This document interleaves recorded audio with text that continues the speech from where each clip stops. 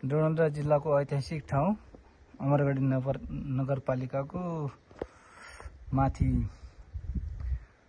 बडा काजी अमरसिंह थापाले बनाएको 22 दिनमा निर्मित भएको भन्ने छ भनाइ छ। यो अमरगढी नगरपालिकाको यो अमरगढी किल्ला हेर्नु त, यो गुफाहरू टोटल गुफाहरू भनेको 22 वटा गुफाहरू छ। हेर्दा बाहिरबाट सानो लाग्छ, भित्र हेर्नु त यहाँ हामी जस्तो 10-15 जना मान्छे बसेर अड्न सक्छ। अनि गुफाको बिचैबाट पाल छ, उ देख्नु भएको छ पाल, त्यहाँबाट बन्दुकको नाल मात्रै जाने हिसाबले भित्रको मान्छेले बाहिरको देख्छ, तर बाहिरको मान्छेले भित्रको केही देख्दैन। त्यस्तो ऐतिहासिक ठाउँ छ।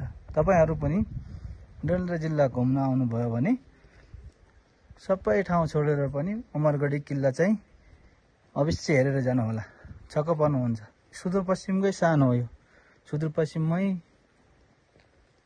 यता डोरन्दरा जिल्लामा मात्रै छ किल्ला। उ हेर्नु ल, बिचबाट पाल देखिरहेछ, त्यही पालबाट भित्रबाट बाहिरको मान्छे देखिन्छ, बाहिरबाट भित्रको मान्छे देखिँदैन। यी गुफाहरू टोटल 22 वटा गुफाहरू छन्।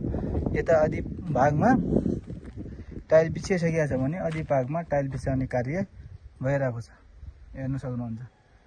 गुफाको चारैतिरबाट, किल्लाको चारैतिरबाट रुखले पुरै भरिएको छ, बीचमा भवनहरू छ। उहिले नेपाली सेनाहरू बस्थे यस्ता। अहिले चाहिँ अमरगढी नगरपालिकाले हेर्ने गरेछ, अहिले चाहिँ नगरपालिका आफै जिम्मा लिएर हेर्ने गरेछ।